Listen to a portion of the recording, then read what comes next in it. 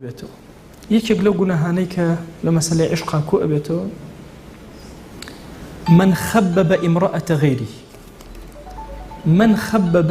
امرأة غيري فرمايشتك هاتو بيغمري صلى الله عليه وآله وسلم لعنتي كردو لو كسيك جني كسيكي تر هل أخلتين يان جاريي كسيكي تر هل أخلتين بعكس شو أو لعنتا بر جنك أكوي كبياري أفرتي كتير هالأخلتين يان عبدي سيديك هالأخلتين بيغمريان صلى الله عليه وآله وسلم الرواياتك الصحيحة لعنتي لي كردون وتدور من الرحم إخوة وقد تبرأ منه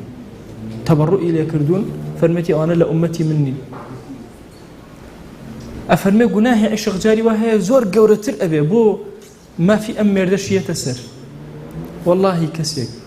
ئافرەتی خێزاندار هەڵبگێڕێتەوە لە مێردەکەی خۆی ئەو مێردە خەسمێتی لە ڕۆژی قیامەتە هەر بێکوژێنەرەوە هەر کەسێک پیاوێک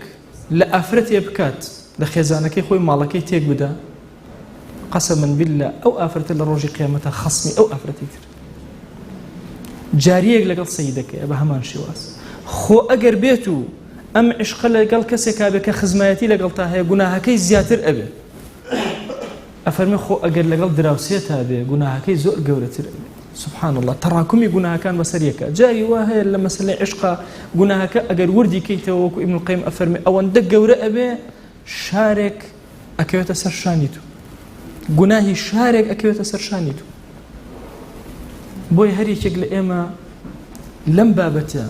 أبي زور زمان بارزراو بين زور أقدار بين بنسبة إما وكلا دورة وين نابي بهوي عاشق ومعشوقك وإما خوما بقلين لو كم الله جناها زورة